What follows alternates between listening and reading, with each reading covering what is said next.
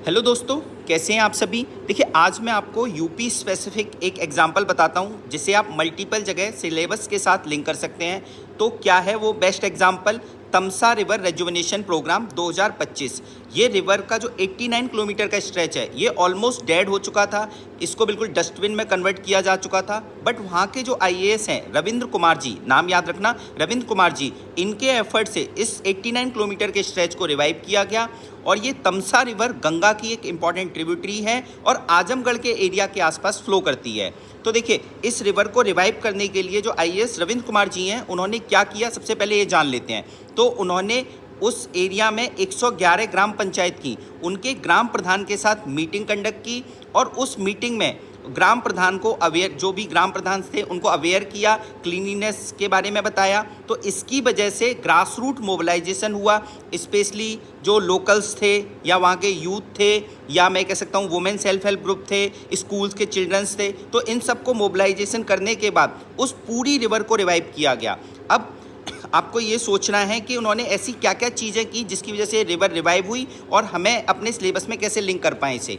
तो देखिए, सबसे मेन चीज़ उन्होंने क्या की कि आसपास डस्टबिन इंस्टॉल किए और रिवर के दोनों तरफ उन्होंने जो फ्रूट्स वाले पेड़ होते हैं उनको लगाया।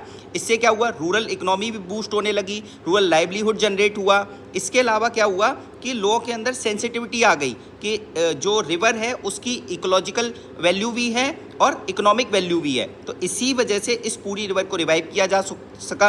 अब आपको करना क्या है कि इसको अब अपने सिलेबस के साथ लिंक करना है। सिलेबस के साथ कैसे लिंक करेंगे? सबसे पहले आप ये सोचिए कि GS2 में डायरेक्टली मेंशन है आपका रोल ऑफ लोकल गवर्नमेंट। उसके साथ लिंक कर सकते हैं कि लोकल गवर्नमेंट कैसे गवर्नेंस में इंप्रूव कर रही है।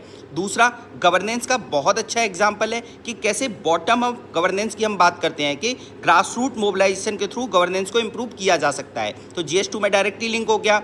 अब आप सोचिए कि GS3 में एनवायरनमेंट से बहुत क्लियरली लिंक हो रहा है, ठीक है। और आपका देखो, सॉइल की फर्टिलिटी बढ़ रही है, बायोडाइवर्सिटी कंजर्वेशन हो रहा है, इकोलॉजिकल रिस्टोरेशन हो रहा है, इन सब जगह फिट हो गया। अब GS4 में लिंक करना है। GS4 में आप सोच के देखिए कि इन्होंने एथिकल लीडरशिप दिखाई, ठीक है, एडमिनिस्ट्रेटिव की सेंसिटिविटी यहाँ पर रिफ्लेक्ट होती है। इसके अलावा टीम वर्क रिफ्लेक्ट होता है और सोचिए रेस्पॉन्सिबिलिटी रिफ्लेक्ट होती है। रेस्पॉन्सिबिलिटी कैसे?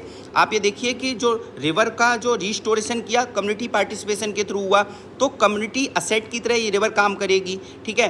अब कम्युनिटी असेट की तरह रिवर काम करेगी तो आप ये देखिए कि जिम्मेदारी किसकी हो गई इस रिवर को प्रोटेक्ट करने की? कम्युनिटी की हो गई। तो उन्होंने जो रेस्पॉन्सिबिलिटी वाला एंगल था या अकाउंटेबिलिटी वाला एंगल था वो शिफ्ट करके ग्रास रूट या कम्युनिटी के ऊपर दे दिया, ठीक है। तो हमने GS2, 3, 4 सब में लिंक किया। अब आपका टास्क ये है कि GS5, 6 में लिंक करेंगे। क्लियर? All the best.